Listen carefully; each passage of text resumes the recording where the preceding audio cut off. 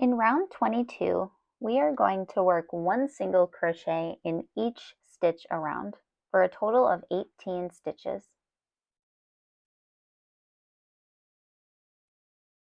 I'm about halfway done here, but I just wanted to show you how I work a single crochet in those awkward stitches we did in the last round.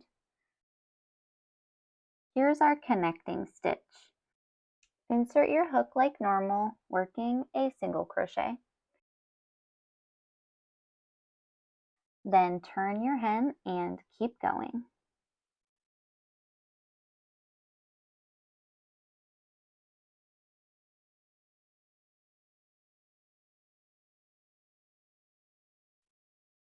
When you're all finished, move your stitch marker and count your stitches.